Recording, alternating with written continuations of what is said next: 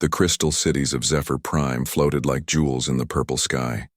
For 3,000 years, the Zephyrian people had lived in perfect peace among the gas giants' rings. Their tall, thin bodies glowed with soft light as they moved through their transparent towers. They spent their days growing plants with their minds and singing songs that made the very air shimmer with color.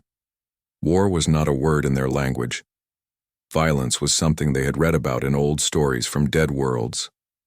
The Zephyrians believed that all problems could be solved with gentle words and patient thought. Their weapons were tools for moving rocks and clearing space debris. Their ships were built for exploration and trade, not battle. When the first reports came in from the outer colonies, High Counselor Vethara dismissed them as mistakes. The messages spoke of entire planets being stripped bare in days, whole populations vanishing without a trace, cities reduced to dust and metal fragments floating in space.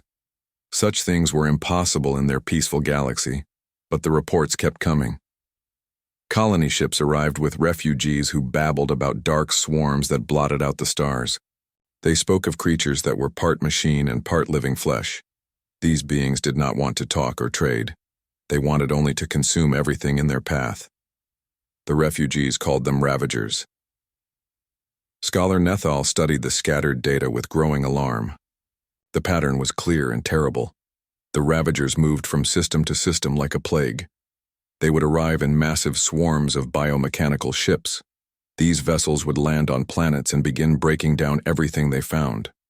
Rock, metal, plants, animals, even the atmosphere itself was consumed and converted into more Ravager ships. Within weeks, thriving worlds became empty husks of dead rock orbiting their suns. The Ravagers would then move on to the next system, their numbers grown larger from their feast.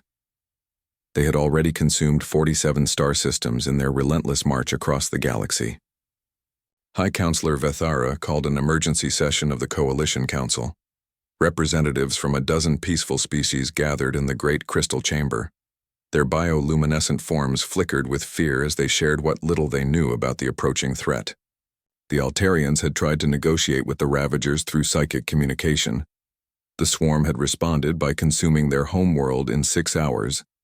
The Centauri Collective had offered the Ravagers entire uninhabited systems in exchange for peace. The biomechanical creatures had taken the offered worlds and then destroyed the Centauri fleet anyway. Every attempt at diplomacy had failed. Every peaceful solution had been ignored. The Ravagers did not want territory or resources or even slaves. They simply wanted to consume everything that existed. The Coalition's defensive measures were pathetic against such a threat. Their few military vessels were designed to stop pirates and smugglers, not face a swarm that could darken entire solar systems. Their energy shields could deflect asteroids and cosmic radiation, but crumbled before the Ravagers' bioweapons. Their non-lethal weapons were useless against creatures that felt no pain and knew no fear. As the council debated, more refugees arrived with increasingly desperate reports. The Ravager swarm had consumed 3 more systems in the past month. Their numbers were growing exponentially.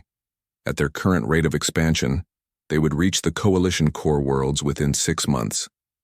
High Counselor Vethara stood before the assembled representatives, her crystalline form dim with despair. The weight of 3 billion lives rested on her shoulders. Her people had no experience with violence, no understanding of warfare, no weapons that could stop the approaching doom. In their darkest hour, Scholar Nethal suggested the unthinkable. Deep in their archives were records of other species that existed beyond their peaceful section of the galaxy. Most were too far away to help. Others had gone silent centuries ago. But there were a few that might still exist, species that came from worlds where survival was a daily struggle. The scholars worked through the night, searching ancient databases for any civilization that might have the tools to fight the Ravagers. Most of the records were incomplete or corrupted by age, but one file caught their attention. It described a small blue planet in a distant arm of the galaxy where the dominant species had evolved through constant warfare. The planet was classified as a Class 12 death world, a rating so extreme that most Coalition members had assumed it was an error in the database. No intelligent life could evolve on a world where everything was designed to kill everything else. Yet the records insisted that humans not only survived on such a world, but had actually learned to thrive there. The file was thousands of years old, but it was their only hope. High Counselor Vethara authorized the transmission of a desperate message across the void. The signal would take months to reach the distant blue world, if anyone was still alive to receive it. The message was simple and heartfelt. It spoke of a peaceful people facing extinction. It begged for help from anyone who might have the power to stop the Ravagers. In return, the Zephyrians offered everything they had: their knowledge, their technology, their very lives if necessary. The transmission was broadcast on all frequencies, boosted by every communication array the Coalition possessed. It raced across the galaxy at light speed, carrying the last hope of countless innocent lives. The Zephyrians could only wait and pray that someone would hear their cry for help. Lieutenant Jake Morrison was monitoring the deep space arrays at Earth's primary listening post when the alien signal arrived. At first, he thought it was just another piece of cosmic background noise. But as he cleaned up the transmission and ran it through the translation programs, his blood ran cold. The message was a distress call from beings who had never known violence, pleading for help against something they could not comprehend or fight. The alien transmission painted a picture of creatures so ruthless and efficient that they made humanity's worst nightmares seem like pleasant dreams. Jake immediately forwarded the message to Earth Defense Command. Within hours, it was on the desk of Admiral Kate Sullivan, commander of Earth's Deep Space Fleet. She studied the alien plea with the cold eyes of a woman who had spent her life preparing for humanity's first contact with alien life. This was not how they had planned for first contact to happen. There were supposed to be careful protocols, diplomatic meetings, cultural exchanges. Instead, they were being asked to intervene in an interstellar war against an enemy that sounded like something from humanity's darkest science fiction. But Admiral Sullivan had not risen to her rank by avoiding difficult decisions. She called an emergency meeting of Earth's military leadership. The alien message was genuine. The threat was real, and innocent lives were at stake. Humanity had always been ready to fight for their own survival. Now they would have to decide if they were ready to fight for the survival of others. Admiral Kate Sullivan stood in the war room beneath Earth Defense Command, staring at the holographic display that showed the alien distress signal's point of origin. The room buzzed with activity as her senior staff analyzed every piece of data they had received. Maps of unexplored space covered the walls, marked with projected enemy movements and potential battle zones. General Mike Harrison, head of Earth's Marine Corps, slammed his fist on the table.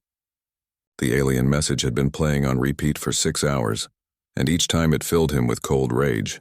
Innocent people were being slaughtered while Earth debated whether to act.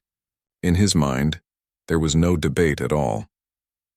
Captain Ryan Blake studied the tactical readouts from his position at the strategy table. The enemy ships described in the Zephyrian message were massive biomechanical constructs that could regenerate damage and adapt to new threats. Traditional energy weapons seemed ineffective against their organic hulls. But humans had always been good at finding new ways to kill things that needed killing. Dr. Helen Wright, Earth's leading expert on hostile alien life, worked frantically to understand their enemy. The Ravagers appeared to be a hybrid species, part biological organism and part mechanical construct. They showed signs of hive mind behavior, operating with perfect coordination across vast distances. Most disturbing of all, they seemed to consume other life forms not just for resources, but to add their biological traits to their own collective. Admiral Sullivan called the meeting to order. Around the table sat the most dangerous humans alive, veterans of wars that had shaped Earth into a fortress world. Each face showed the same grim determination that had carried humanity through centuries of conflict and survival. Colonel Lisa Barnes presented the intelligence summary. The Ravagers had already consumed 47 star systems in their march across the galaxy. Their numbers were growing exponentially with each world they devoured. If left unchecked, they would eventually reach Earth's sector of space, though that might take centuries. The question on everyone's mind was simple. Should Earth risk its own people to save aliens they had never met? Captain Danny Rodriguez raised the obvious concern. Earth's fleet was powerful, but it was designed to defend human space, not fight wars on the other side of the galaxy. Sending their best ships and crews on a mission this dangerous could leave Earth vulnerable to other threats. Major Sam Carter disagreed with typical Marine bluntness. In his view, the Ravagers were like a cancer spreading through the galaxy. You did not negotiate with cancer or hope it would go away on its own. You cut it out before it could spread to healthy tissue. The alien threat had to be stopped now, while it was still manageable. Admiral Sullivan listened to the debate with the patience of someone who had already made her decision. Earth had spent centuries building a military designed to face the unknown dangers of space. Their ships were faster, tougher, and more heavily armed than anything else in human space. Their crews were trained from childhood to face impossible odds and find ways to win anyway. The vote was unanimous. Earth would answer the alien distress call, not with diplomats or negotiators, but with the full might of their deep space fleet. Within 72 hours, the largest military force in human history was assembled in Earth orbit. The flagship UES Retribution hung in space like a 2-kilometer-long sword, bristling with weapons and armor plating. Surrounding her were 12 heavy cruisers, each one capable of reducing a planet to molten slag. 36 destroyers formed the outer screen, their hulls painted with kill markers from pirate hunters and border conflicts. But the real monsters were the 2 Hammer-class dreadnoughts, Dakota and Nevada. These ships had been built for one purpose: to crack open planets and space stations that refused to surrender. Each one carried enough firepower to sterilize a world. Together, they represented humanity's ultimate argument in any discussion. Commander Lisa Barnes briefed the fleet commanders on their enemy. The Ravagers were immune to most energy weapons, but seemed vulnerable to kinetic strikes and extreme heat. This played to humanity's strengths perfectly. Human weapons relied on brute force rather than exotic energies. Their missiles carried nuclear warheads. Their railguns fired depleted uranium slugs at a fraction of light speed, and their plasma cannons burned hot enough to melt battleship armor.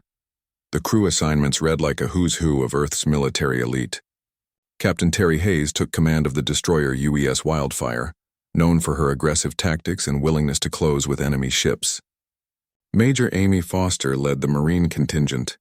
3,000 of Earth's finest soldiers trained in zero-gravity combat and hostile environment warfare. Dr. Wright joined the expedition as the fleet's xenobiologist and first contact specialist. Her job would be to study the aliens they were trying to save and learn everything possible about their enemy. She packed her laboratory with enough equipment to perform detailed biological analysis in the field. The journey to alien space would take 4 months at maximum burn. During that time, the fleet would be cut off from Earth, unable to call for reinforcements or additional supplies. They were truly on their own in the depths of space. As the fleet prepared to depart, messages flooded in from across human space. Families wished their loved ones luck and safe return. Military bases sent their best wishes and promises to hold the line while the fleet was away. Even civilian populations who barely understood what was happening offered their support for the dangerous mission. Admiral Sullivan gave the order to depart from her position on the Retribution's bridge. The massive fleet turned away from Earth and activated their faster-than-light drives. In a flash of twisted space and exotic radiation, humanity's answer to the alien distress call vanished into the void. The journey was not easy. 4 months in deep space tested both equipment and crew to their limits. Ships that had never operated so far from home developed mechanical problems that required constant repair.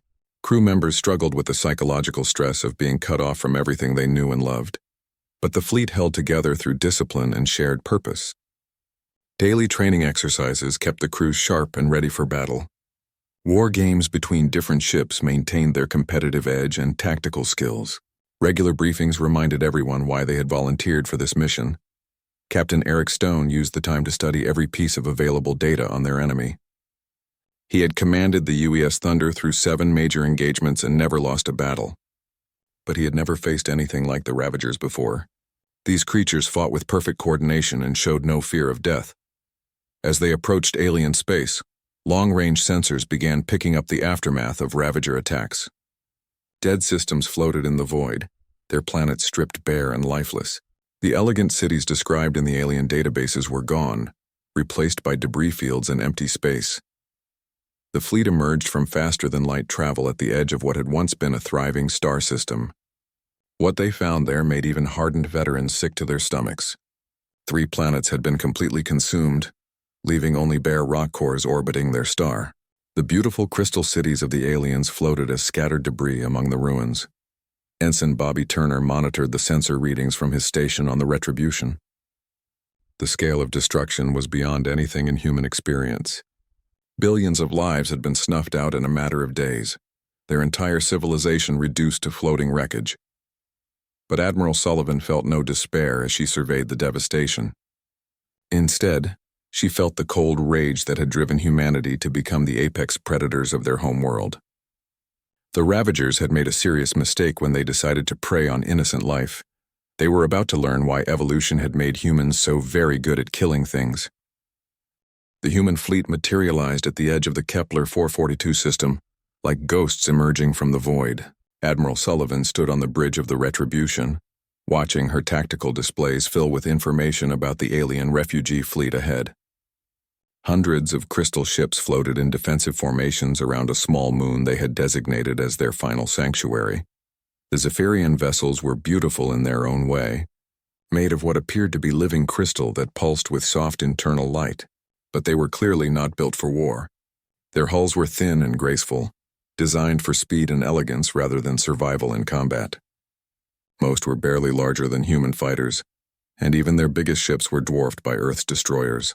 Sensor Officer Julie Watson reported from her station that the alien ships were scanning the human fleet with what appeared to be some form of psychic energy, rather than traditional sensors.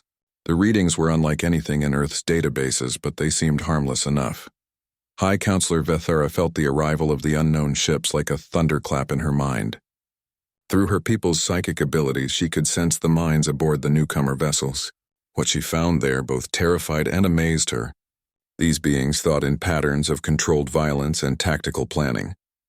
Their minds burned with barely contained fury held in check by iron discipline. From her command ship, she sent a carefully composed message to the human fleet.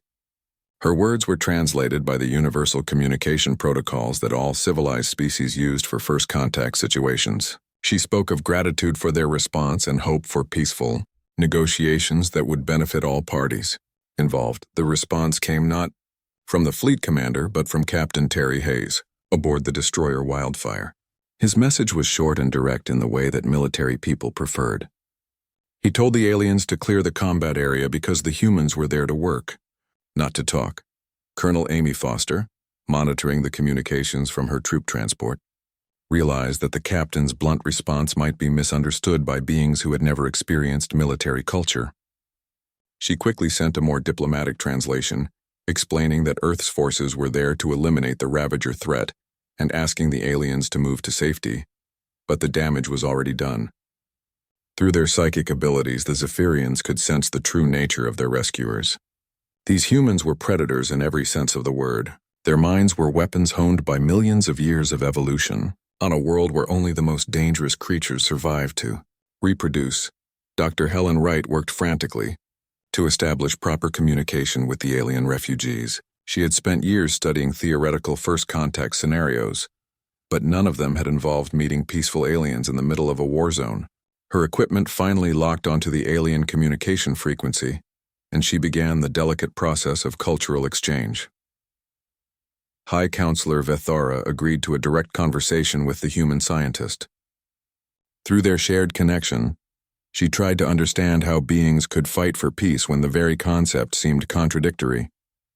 Dr. Wright explained that Earth was what humans called a death world, where everything was designed to kill everything else. The alien leader's crystalline form flickered with confusion as she processed this information. How could intelligent life evolve on such a world? How could beings who lived with constant violence still care about protecting others? The concepts were so foreign to her people that she struggled to comprehend them. Before the conversation could continue, alarms began sounding throughout both fleets. The Ravager swarm had detected the human presence and was moving to investigate. Long-range sensors showed massive biomechanical ships emerging from the shadow of a gas giant where they had been feeding on its moons. The enemy vessels were even more horrifying than the intelligence reports had suggested. Each Ravager ship was a living nightmare of organic tissue, fused with mechanical components. They pulsed with bioluminescent warnings as acidic secretions dripped from weapon ports that looked more like feeding mouths than gun barrels. Captain Eric Stone felt his pulse quicken as he studied the approaching enemy formation. The Thunder had seen action against pirates and smugglers, but this was something entirely different.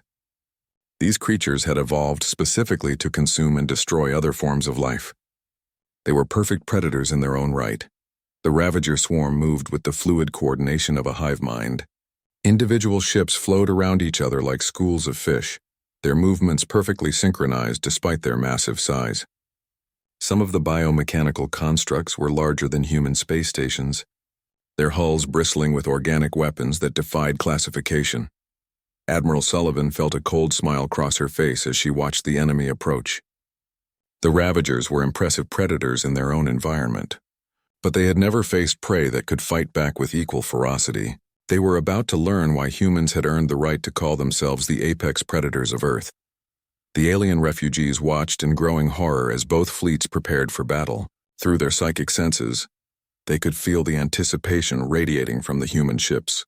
These rescuers were not afraid of the approaching swarm. Instead, they were eager to test their weapons against a worthy opponent. Commander Alex Parker coordinated the fleet's weapon systems from his position aboard the dreadnought Dakota. Every gun, missile tube, and energy projector was armed and ready for combat. The massive ship's main battery consisted of 12 planet cracker cannons, each one capable of shattering asteroids with a single shot.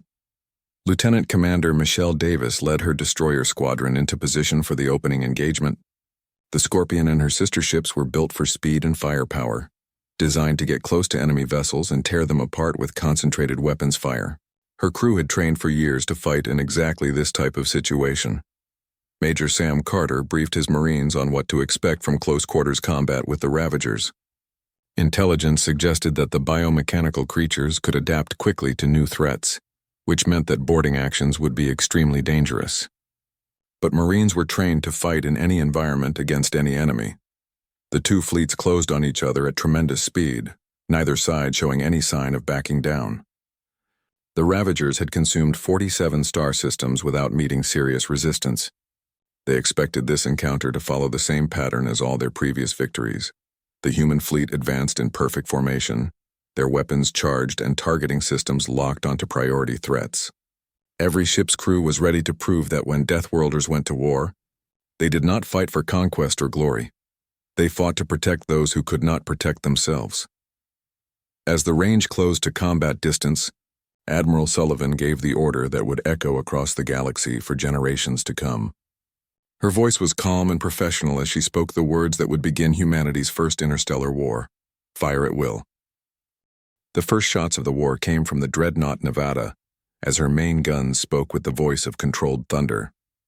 12 planet cracker rounds crossed the void at nearly light speed, each projectile carrying enough kinetic energy to crack a moon in half. The Ravager bioships had evolved to absorb energy weapons and redirect plasma blasts, but they had never encountered pure kinetic force on such a massive scale. The leading Ravager vessel, a creature the size of a small city, simply exploded as the rounds punched through its organic hull. Biomechanical components scattered across space as secondary explosions rippled through its living tissue. The hive mind had expected the usual energy weapons that most civilizations used in warfare, not the brutal simplicity of hurling massive objects at incredible speed. Captain Michelle Davis led her destroyer squadron into the gap created by the dreadnought strike. The Scorpion and her sister ships moved like hunting wolves, their hulls gleaming with reflected starlight as they closed distance with the enemy formation. Each destroyer carried enough firepower to level a city, concentrated into a package designed for speed and maneuverability. The Ravagers responded with their standard swarm tactics, bioships flowing around the human formation like living liquid. They had used this strategy to overwhelm dozens of civilizations, counting on their superior numbers to crush any resistance through sheer mass. But the human ships fought with a coordination that matched their own hive mind efficiency. Lieutenant Commander Julie Watson dove her fighter squadron through the Ravager formation, her pilots weaving between organic tentacles and weapon clusters that tried to track their movements. The fighters carried specialized missiles designed to penetrate thick armor and detonate inside enemy hulls.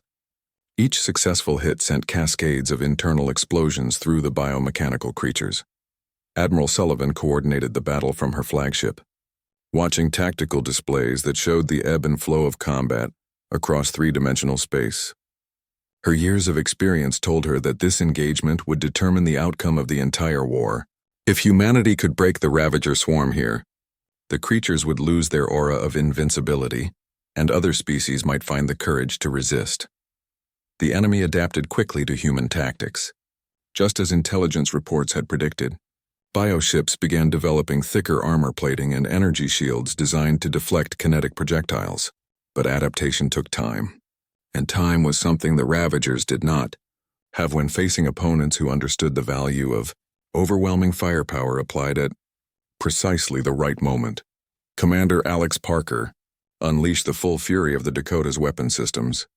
The Dreadnought's secondary batteries filled space with streams of plasma, hot enough to melt battleship armor. Missile tubes launched nuclear-tipped projectiles that turned bioships into expanding clouds of superheated gas.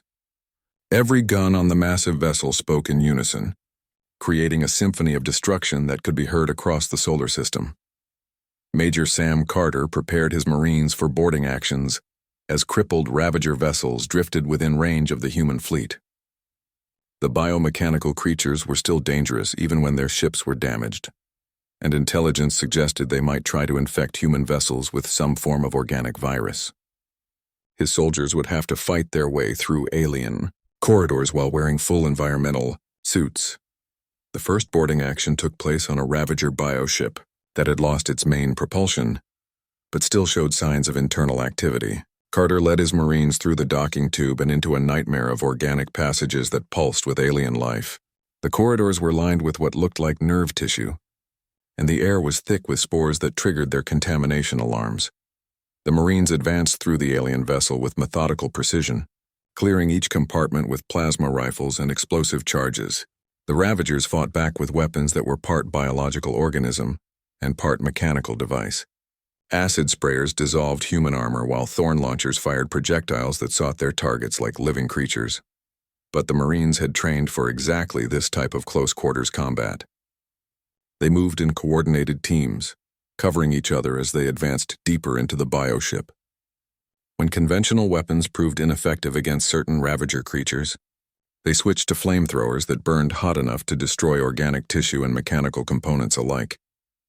Captain Terry Hayes pushed the wildfire deep into the enemy formation, using the destroyer's superior speed to stay ahead of Ravager targeting systems. His ship's guns fired continuously as he wove between biomechanical tentacles and organic weapon clusters. The destroyer's hull showed scorch marks from near misses, but her armor held against everything the creatures could throw at her. Dr. Helen Wright monitored the battle from her laboratory aboard the Retribution, analyzing samples of destroyed Ravager tissue that had been collected by the fleet's recovery teams. What she found confirmed their worst fears about these creatures. They were not simply aggressive aliens, but rather a hybrid species that absorbed the genetic characteristics of everything they consumed. The Zephyrian refugees watched the battle with a mixture of awe and horror. Through their psychic abilities, they could sense the minds of both sides as they fought for control of the star system. The humans radiated a cold fury that was somehow beautiful in its precision, while the Ravagers projected only an endless hunger that consumed everything in its path.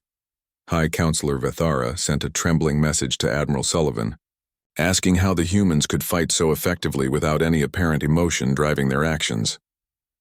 The Admiral's response came between directing torpedo strikes and coordinating fighter squadrons.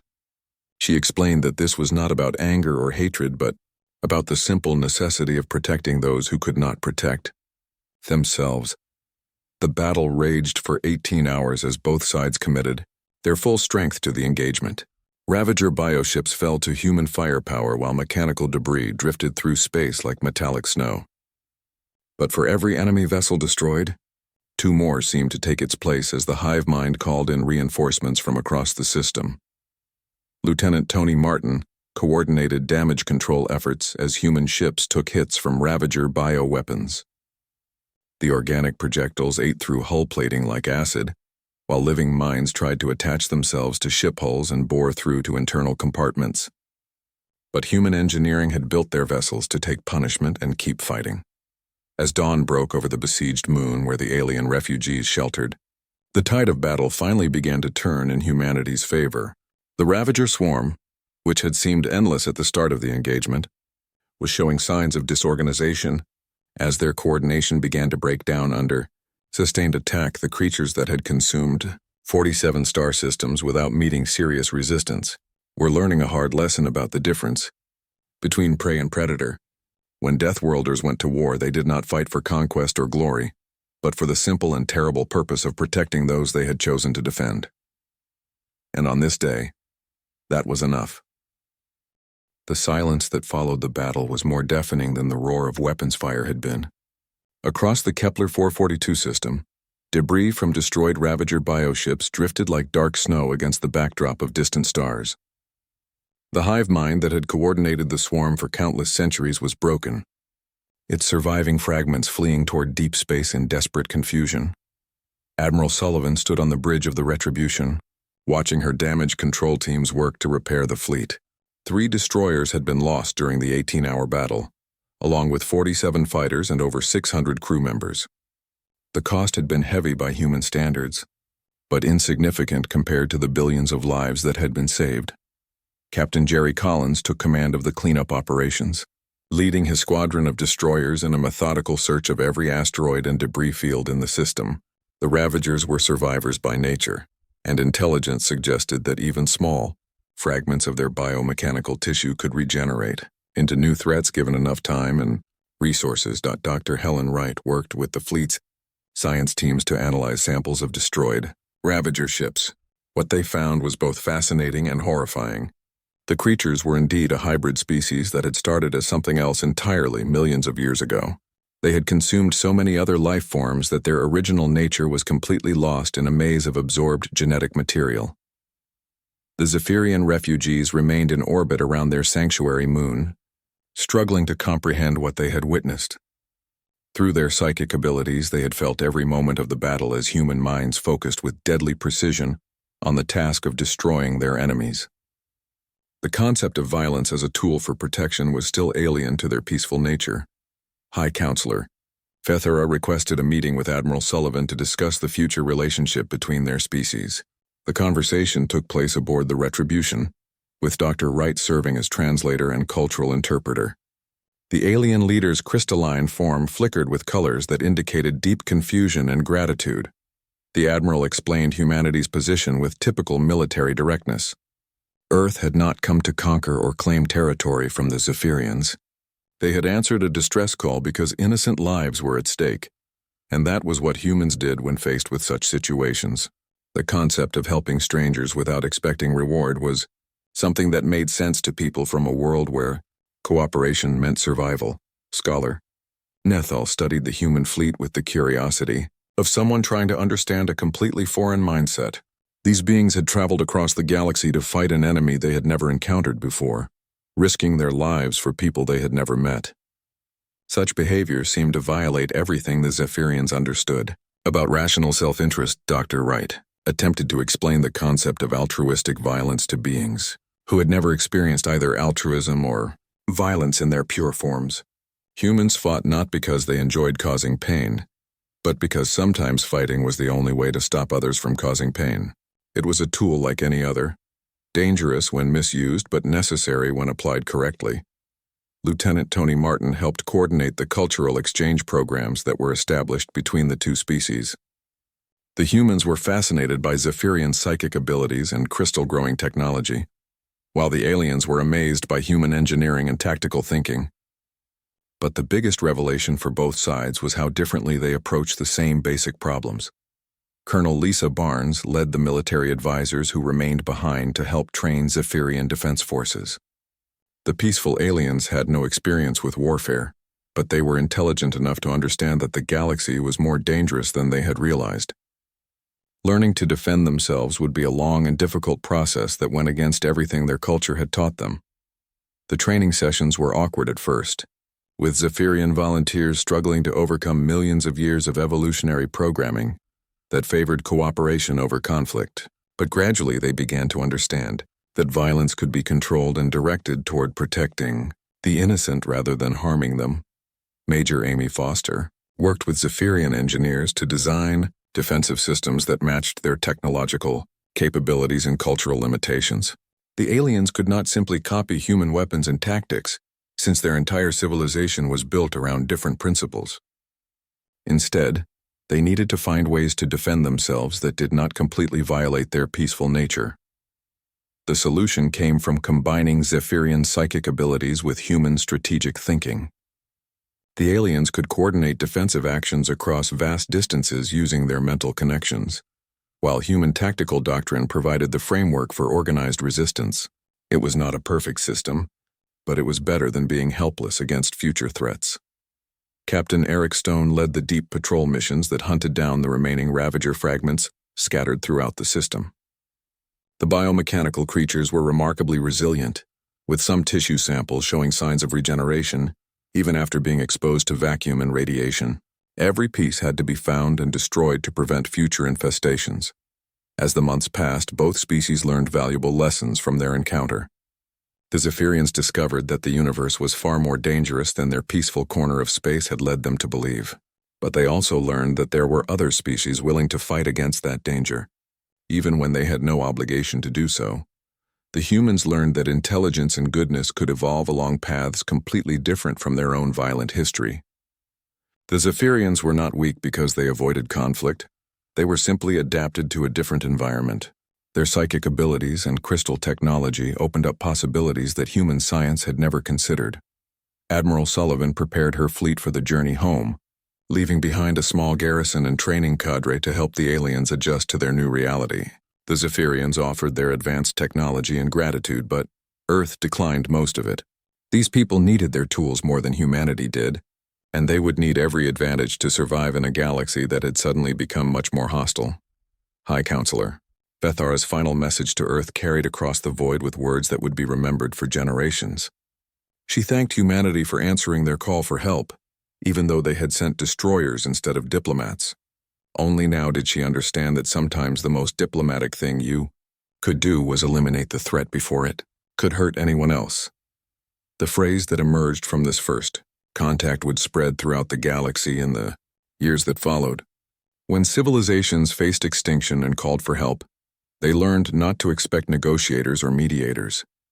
Deathworlders did not send diplomats to solve problems that required immediate and decisive action. They sent solutions,